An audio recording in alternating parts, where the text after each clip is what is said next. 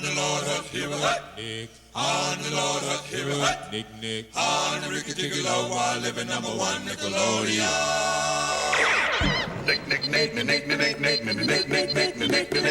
Nickelodeon. Bom, bom, bom, bom, bom, bom, Nickelodeon. Bom, bom, bom, bom, bom, bom, Nickelodeon. Aren't you glad you got your Nickelodeon? Is your home a Nickelodeon home? It will, and it will forever be, even in 2023. Ahoy, mateys, and welcome to This Week in Nickelodeon History. Welcome aboard. My name is Captain Eric, and it's a pleasure to have you here. I hope you've had a good new year. I hope it was relaxing. You did whatever you could, hung out with family, with friends, watched the ball drop, played games, had fun, enjoyed yourself. Woo! Yeah, baby! And here we are in a new year, and although it may be a corny sentiment, if it takes a new year to find yourself down a fresh path, then by all means, forget the naysayers. By the end of the day, if you are still on that path by the end of this year, then it really wasn't a corny sentiment at all. It was just the extra little kick you needed. And what a kick we have here as our first This Week in Nickelodeon History subject, our first anniversary, which premiered 40 years ago. On January 8th, 1983, we had the premiere of The Third Eye on Nickelodeon.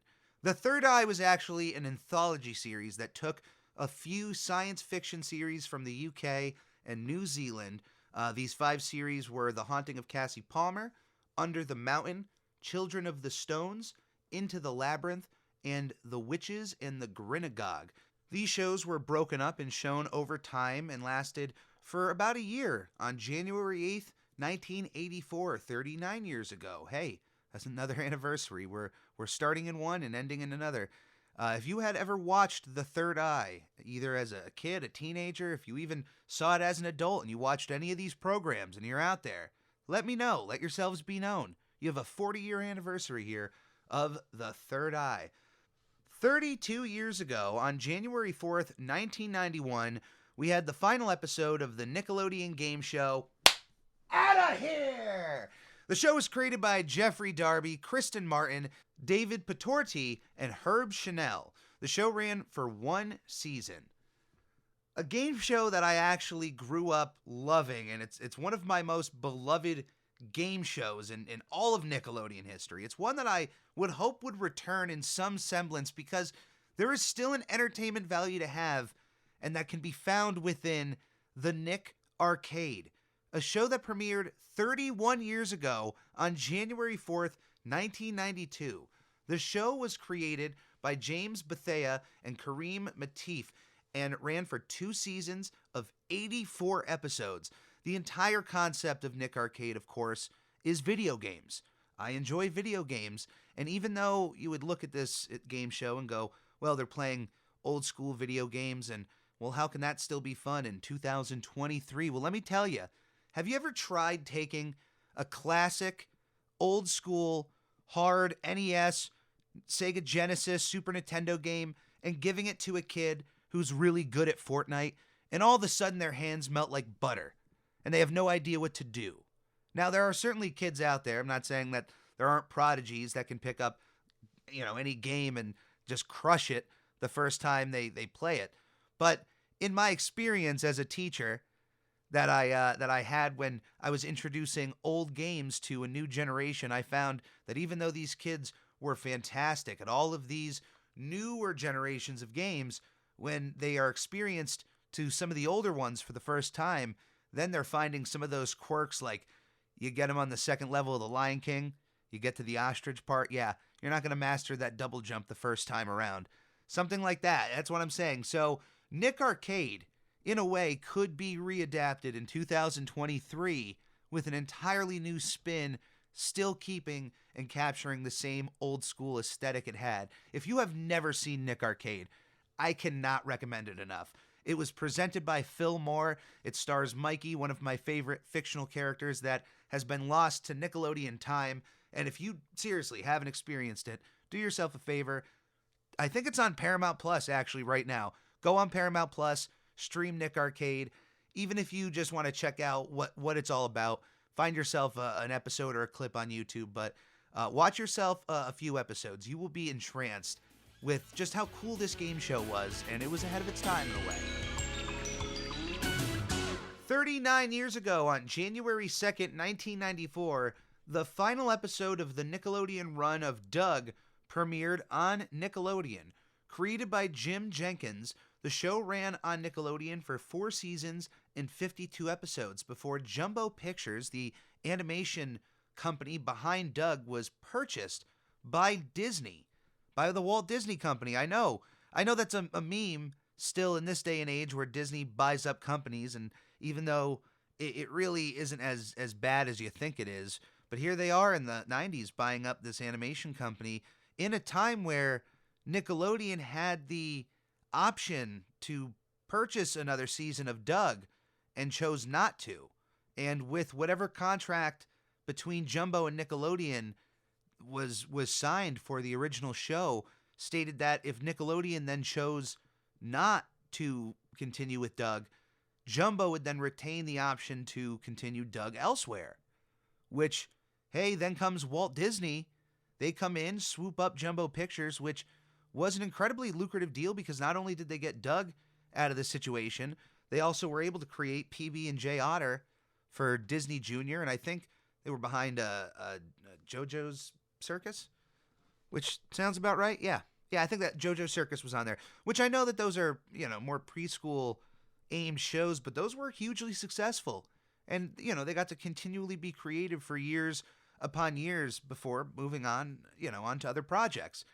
Doug then got moved into Walt Disney television animation, and even though, for all intent and purposes, Disney's Doug is a sequel to the Nickelodeon version of Doug, there really were so many changes made between the two, and there's just such a tonal difference that it's hard to get as engaged with the Disney version of Doug if you grew up with the Nickelodeon version, is what I'll say.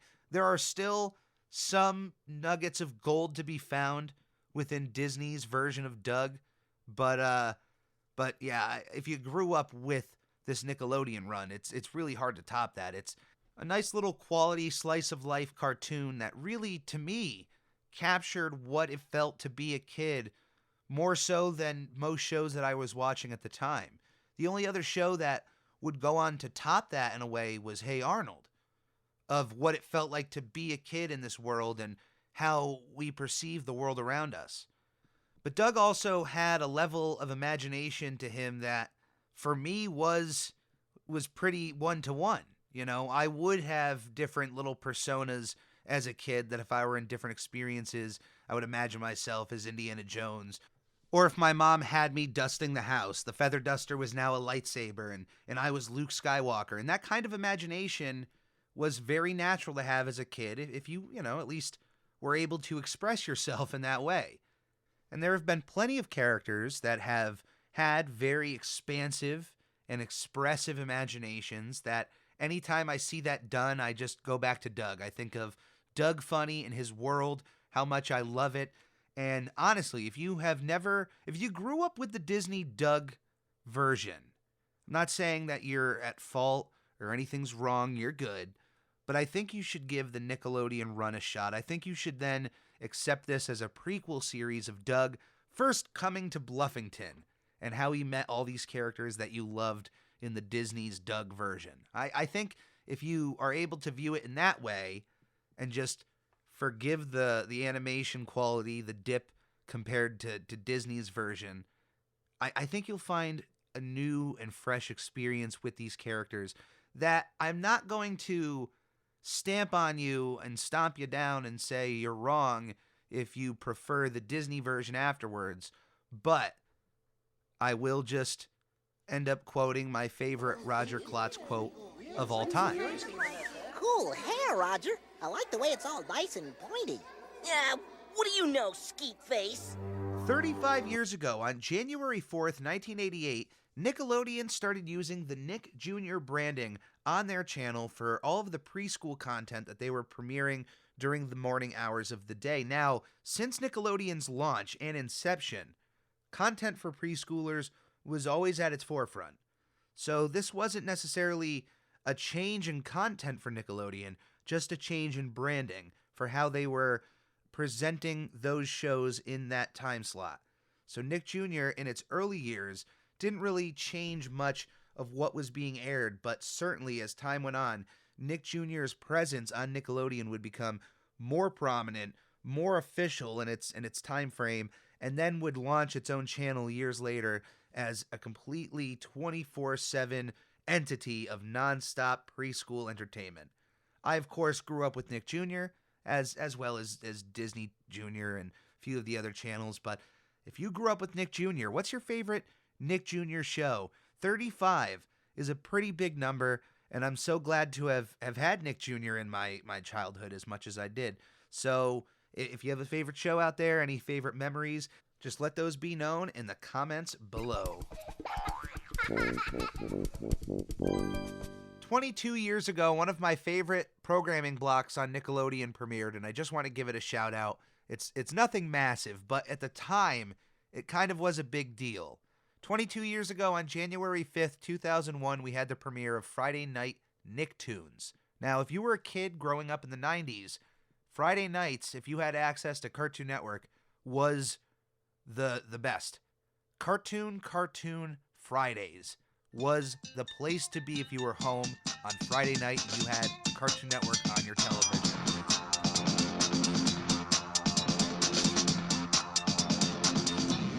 This goes beyond just the shows that they were airing. This was an entire identity of the show itself. It was a wonderful experience that changed week to week to week. You didn't have any idea what would happen, what cartoon character would be hosting.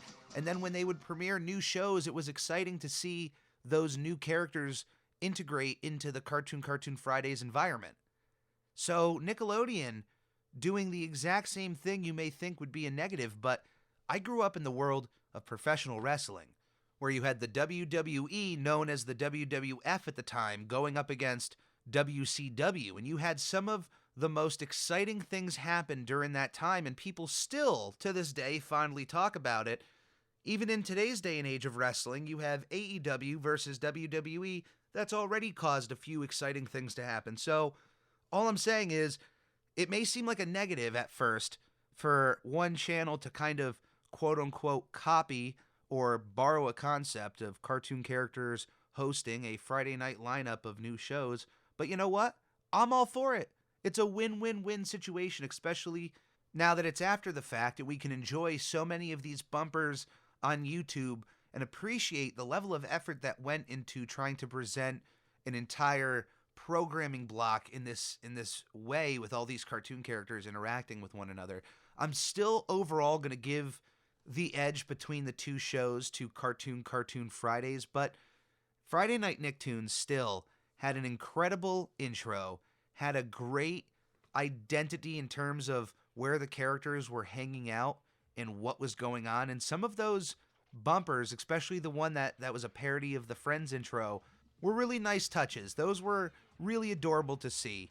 So if you haven't ever seen any of the Friday Night Nicktoons material, you can find a 10-minute compilation on YouTube. I'll have the link in the podcast description below. It has pretty much every bumper you can ask for, and it's a nice little taste of what it was growing up in the early 2000s if you were watching Nickelodeon.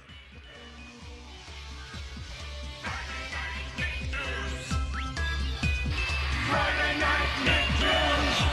17 years ago, on January 6, 2006, the Nickelodeon TV movie Drake and Josh Go Hollywood premiered on Nickelodeon. The movie was directed by Steve Hoffer and was based on the show Drake and Josh, created by Mr. Bailey of Good Burger. 16 years ago, on January 7th, 2007, Just Jordan premiered on Nickelodeon. Created by Allison Taylor, the show ran for 2 seasons of 29 episodes. On January 1st, 2011, 12 years ago, House of Anubis premiered on Nickelodeon. Created by Hans Borland and Gert Verhulst. I hope I said that right. I'm sorry if I didn't. The show ran for 3 seasons, 190 episodes, and a 90-minute TV special. The House of Anubis, I was told, was an exciting watch. If anyone else out there can verify that, I've only been told by 1 or 2 people in my life to watch the show. They had real strong recommendations for it, but that's such a big watch. 190 episodes is a big watch. Is it worth it? Is it going to capture the same kind of mystery sense that I can find in any sort of show on Netflix or Paramount Plus or whatnot? So I don't know. Are there any House of Anubis fans out there that can let me know that going down this rabbit hole is worth the 190 episodes and the 90-minute TV movie? You can let me know in the comment section of YouTube. You can find this video at the Captain Eric YouTube channel. And while you're there, you can slap that subscribe button because it's just sitting there with its hand up waiting for a high five, and you're just sitting there not high-fiving it. If you've already high-fived it, no need to worry. But if you haven't yet, just give it a high five. 1 high five. That's all it takes.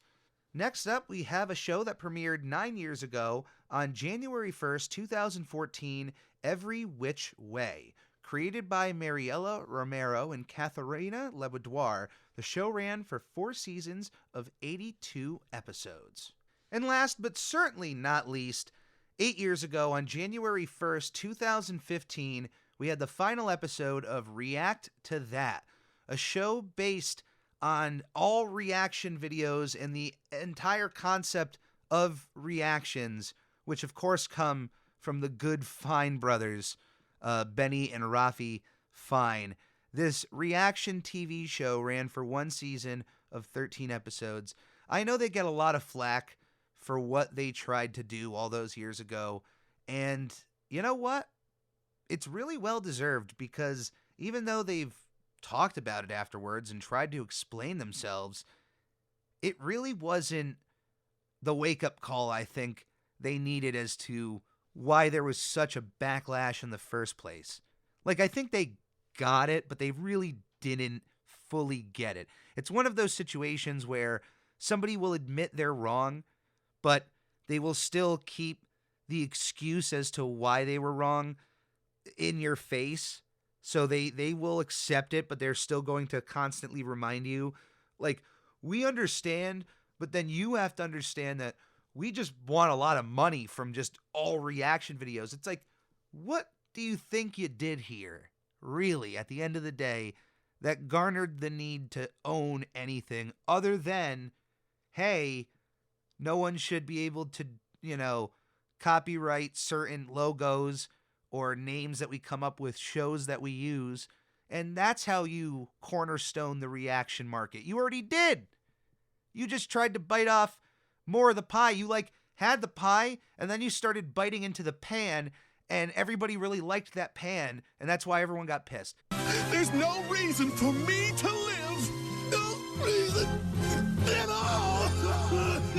On to bigger and better things, and that is including my top 5 of this week, which is not just going to give you any sort of top 5 episodes or any ranking whatsoever, but I wanted to do something different. This is a brand new episode, a brand new feeling for 2023, so I wanted to give a new little concept for my top 5 of the week.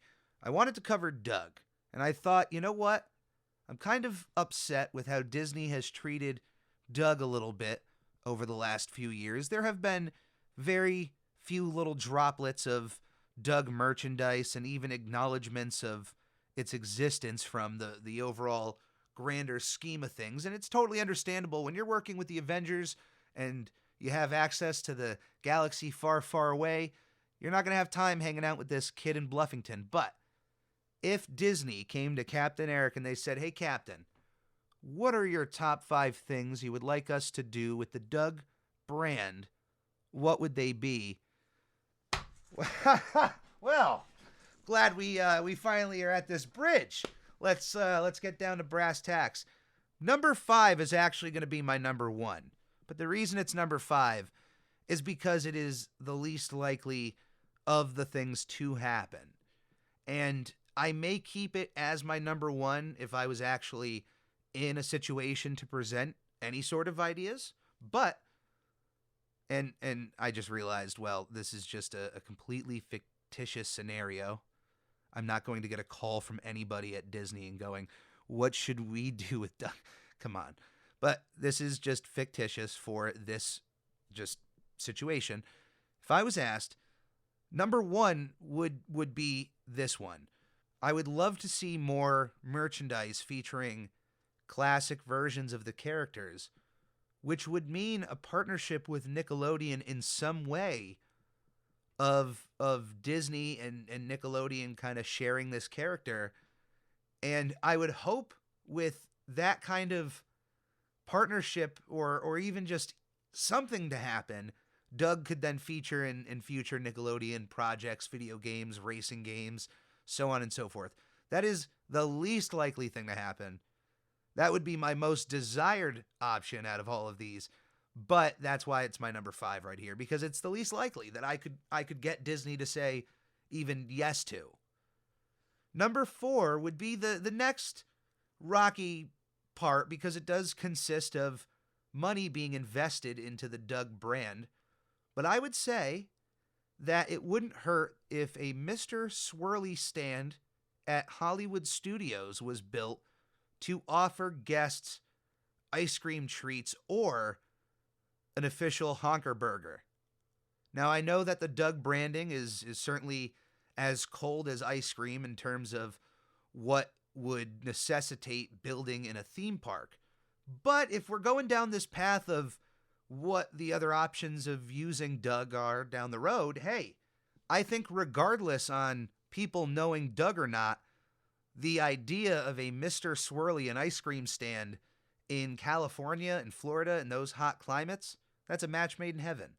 So that would be number 4. Number 3 is just it's not really a desire in the sense of I saw the game and I said Doug's got to be in that. But since I was going down the path of wanting Doug in Nickelodeon Kart Racers, number 3 is how about Doug in Disney Speedstorm, their upcoming free-to-play racing game, and they seem to be covering a lot of different corners of Disney, including animation, TV animation. I think they're including some live-action characters, probably like Jack Sparrow. Why not have Doug Funny or Skeeter Valentine as a downloadable racer? Capture that early 90s nostalgia market, throw those characters in. Their models would be incredibly simple to make.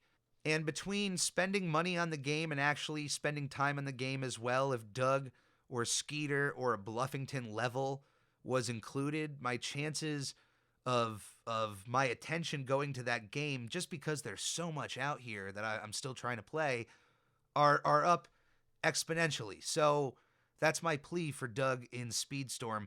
Number 2 would be for a return of Doug in some semblance on Disney+.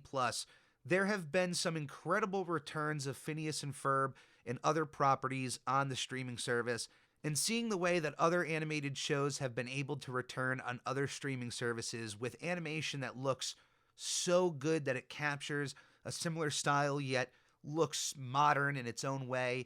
I think if we're able to do something with Doug, Disney Plus is just the absolute best place for it. That's where they take all of these nostalgic properties and bring their rejuvenated versions to the mainstream, is on these streaming services. And the first time they made a Doug movie, Doug's first movie, that whole project made it to theaters because of the success of the Rugrats movie. The Rugrats went into theaters and dominated things. They were the first non-Disney animated feature film to cross $100 million at the domestic box office. A feat that Disney wanted to replicate with Doug, thinking, well, this is another Nicktoon we're giving the theatrical treatment, and took a TV movie and expanded it on the big screen and gave us Doug's first movie. It didn't really do as well as the Rugrats did. And so we never got a second movie. So why not Doug's second movie on Disney Plus and give us a proper return of Billy West as Doug Funny and Roger Klotz? There's no reason not to pay the man. My number 1 in this situation, though, would be the most easy in terms of getting it done and having Disney just do this in the flash of the fairy godmother's wand would be to properly release the Doug's First Movie theatrical version on Disney Plus. Unfortunately, for years, the version that has been readily available from Disney on DVD and even on Disney Plus has been the cut up television edit of the movie. No joke. The version you saw in theaters, I believe, is only available on VHS. And from then, they never re-released it until there was the Disney Movie Club, where you could sign up for so many Disney movies and pay, supposedly a cheaper fee, but then also have access to exclusive DVD releases of certain movies, including Doug's First Movie. And if you bought that, it was essentially the TV edit of the movie on disc with, very minimal effort put into any sort of menus and whatnot. When Disney Plus dropped, the very first property that I went to was Doug's First Movie, just to see if they had the proper version. And lo and behold, if you watched that movie, I believe it still had the fade to blacks at certain moments where the commercial breaks were put in, and the credits, I think, were in its original form, but the song was still sped up, or the credits are sped up and only covers one song. It is still not the correct version of that film. So that's my number one. And if I was in a real situation talking to Disney executives, that would be my number two, because my number one would still be, hey, let's work with Nickelodeon and get some classic Doug merchandise or some classic Doug stuff back into the mainstream. Let's connect these little universes. This is your multiverse connector. You're all about the multiverse with Marvel. This is your multiverse connector between Nickelodeon and Disney. It's Doug funny. Let's capitalize on that. And that's how we can end it here.